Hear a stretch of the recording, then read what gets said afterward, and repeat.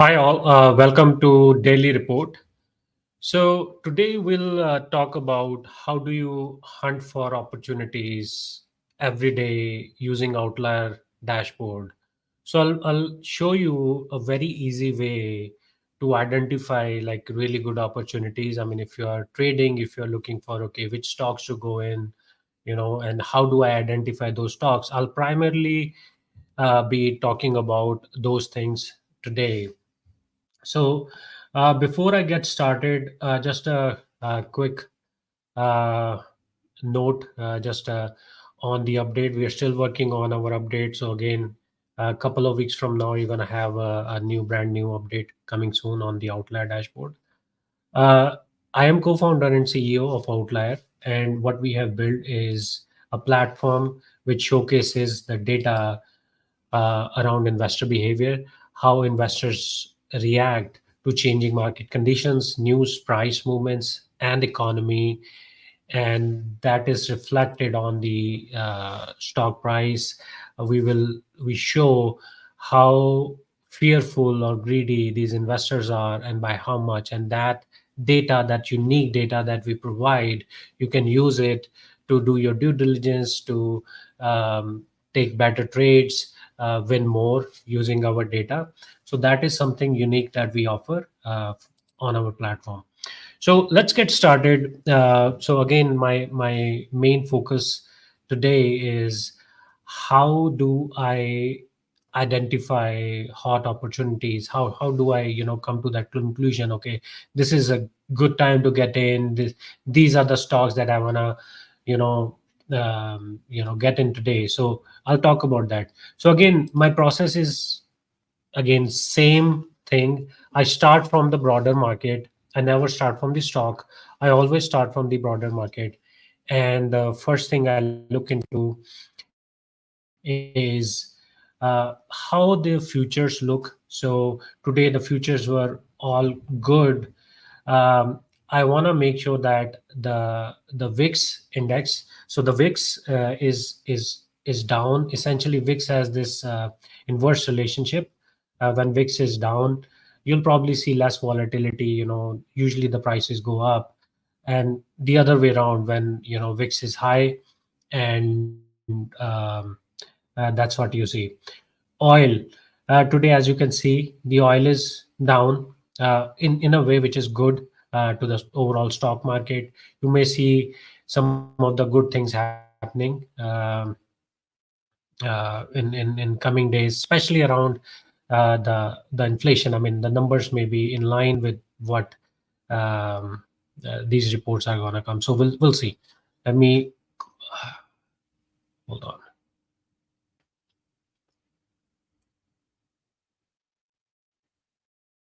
This website always hangs up on me, Market Watch. For some reason, I don't like this website a lot. Okay, hold on. Let me see what I can do about it. Just try to close it. Okay, cool. So second thing I notice, again, this is something before market open. So this thing happened today, right? And what what my takeaway is, there is a possibility of or a hope of ceasefire going forward. I take this news as something positive for the stock market overall. And then I scroll down, and I look into some of the other news, and I was looking specifically into NVIDIA. Uh, okay, NVIDIA. Okay, not here in the world. Okay, here.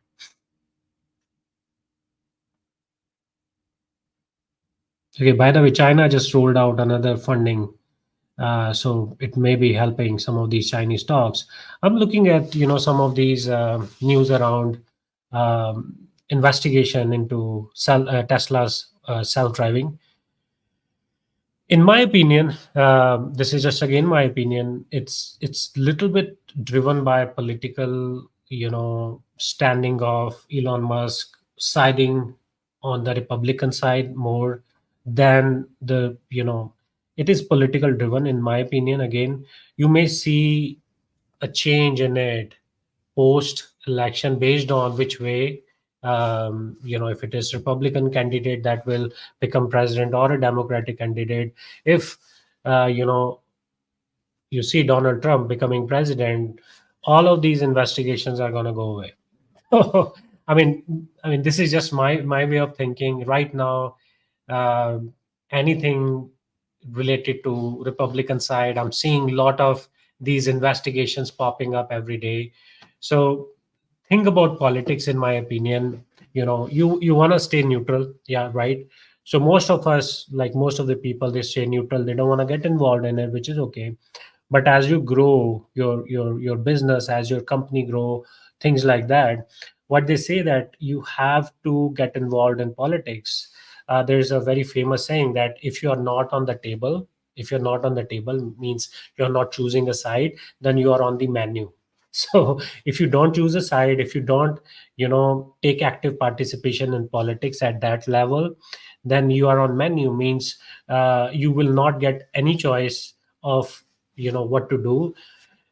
You'll be like eaten alive at that point of time in many cases. So that's what I heard. So and then that's what it looks like when I look at Tesla right now. Lot of investigations going on. Okay, so that's about the news. So I talked about how I look into outlier data to choose the opportunities, right? It's very easy process. I mean, once you get used to it, it becomes super easy. I start my analysis from market breadth data. So what I do is, first thing I look at full market, how the overall market is doing. And if you see right now, it is going up in that upward trajectory, which is a good news, right? I want to see that if I'm going long. So that's a good news. So I'm going to just close this one. Then second thing, I was looking into, okay, let's see which sectors present good opportunity right now. So my second thought process is, let me identify a sector where I want to focus today, right? So I started with technology sector, right? So it is stalled right now. When I say stalled, let me show you what I mean. So if I take my mouse here, it started going up, but it again started going down. It started flattening out. There's no clear indication whether it's going up, it's flat, it's gonna go down, which means I'm gonna come here and look at how many stocks are in uptrend and downtrend. And based off of what I'm seeing is that from yesterday till today, I mean, there are no new stocks in uptrend, yet there are few stocks in downtrend. It's a good in a way, but I'm gonna wait for more confirmation before I get into technology sector. So today technology sector is a no for me. I mean, anything in technology sector, I'll probably pass on. I may miss on some opportunity, but that's fine. So no technology sector today. Then I came to financial sector, right? So I have been talking about financial sector from past week plus, when it started going up. And you may have seen lot of stocks in financial sector, including your JP Morgan, your Bank of America, a bunch of other companies that I talked about in from last week, has been in this upswing, right? If you would have taken a trade, you would have made a lot of money then. But again, right now it's going up. It's still going strong, by the way. If you are in a position, that's good. You may want to just keep an eye on it until your exit signal come. But right now, as it is approaching 75%, I want to be careful. You know, I want to be careful where I'm getting into it. So right now, if you ask me personally, I'll avoid financial sector if I'm taking a new position today. So financial sector is a no for me today. Even though there are some opportunities in that, I may miss on some opportunities, but that's fine. And I'm just showing you a quick way of how I decide which sector to go for. So real estate sector caught my eye. Why? When I come here, it started again right now. In few days ago, it started going up. and it is moving from really down point closer to 25%, closer to 30%. It has started going up, which gives me kind of a good warm and fuzzy about real estate sector. So one of the thing that I'm going to keep in my mind is any stock in the real estate sector, I'm going to take a closer look, and they may be candidate for the consideration of the stocks that I'm interested in today, right? So thumbs up on real estate sector. Second, discretionary sector. Same thing with discretionary sector. It's closer to right now 40%, and it is moving. It started moving up. So discretionary sector is also kind of something that I'm gonna keep an eye on.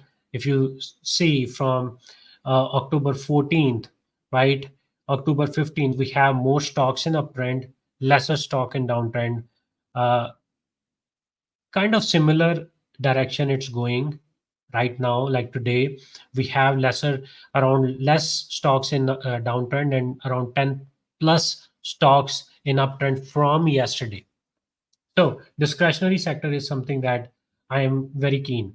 Now, I come here on the watch list. What I did, I selected two sectors. So today I saw around 64 new stocks that came in the buy list, bull list. And what I did, based off of my earlier analysis, I found that real estate sector and discretionary sectors are something I'm interested in today, right? So what I did, I simply filtered it out by the sectors, and here is the list. So now I need to clean up this list. First thing, I'm not going to even touch a stock which is in a red overlay. Means that stock is in right now downtrend. I don't want to touch those. I want to avoid stocks which has very less, like less than 500,000 in 30-day moving average. I want to see stocks which has higher volume. So these are some of the top contenders. ARE. So I pulled ARE's chart on outlier dashboard, and as I can see, it is out of red overlay, which is good. It has a buy signal today. The heat map values are kind of going down, means going down from the going up actually. If you think about it, R50 being super fearful. And as you move from R50 to R40 to R30, in my mind, it's moving up. And then you hit green, which is greedy, right? G1, G4, G10, G20, and up to G50. So right now, the heat map is also moving up, which is a good news. So this is a stock which is like high on my consideration because pretty much a lot of other things are in line with the stock. And same thing with the next one is ARMK. Same thing, it's already in the uptrend. Green a buy signal came today. I want to look into it's going up, which it is. So it's another candidate for consideration. Now let's do one quick check, right? And again, I can tell you right now, not everything will be a winner, at least not for the day. What happens is some of these signals, when they come, you may see days when they are down as well. So it will never keep on going up, but those are the times when there's very high probability the stocks are going to go up. So we're going to do a quick check of some of these stocks that came pre-market, right? Again, this analysis I usually do pre-market, but since we are doing in the middle of the day, we know how they moved. So all I'm going to do is just do a quick check of our watch list, start from ARE, which kind of um, ARE. Okay, it's up 0.35%. Not bad. Okay, for the day so far. Next, ARMK. Again, green overlay. This thing, ARMK. Not ARMK. Okay, it's up 1.36%. Uh, Not bad. In fact, it's very good. BXP again, 30-day average, moving average is good. It's up trend. I haven't checked into the chart itself, but we can do that if you want. I can pull the chart right here um, before making before looking up. Okay, so it's in green overlay, and as you can see, the heat map. Uh, the green values are going up. I want to see that it's going up. So that's also good. So let's see how BXP is doing. Up, almost getting closer to 1% for the day. Let's look into CDP in real estate sector again. And again, I'm telling you, not everything gonna go up. Like this, CDP is down 0.12%, which is expected. Uh, I'm gonna avoid these red ones altogether. You know, just come to some of these 675 HIW. Okay, up 0.88%. Then after that, KRC, KRC, okay, up 1.45%. So the point being, the point that I'm getting at is it's very easy to identify opportunities using outlier platform, but you have to do follow certain steps. Means you want to make sure that overall market is kind of aligned well, overall sector is aligned well, and we have data to provide that support. So that's pretty much it for today. I want to cover, and if you have any question, you can reach out to me. Otherwise, I will see you all on Monday. And we have, in case you haven't secured your annual pass, it is at a discount right now, which you can go to our website and get for just 329 a year, and which comes to almost 90 cents per day. So if you haven't secured your annual pass, because it's right now it's a very deep discount, and you want to get that because the prices are going to go up from next month. So thanks all for joining today, and I will see you all on Monday.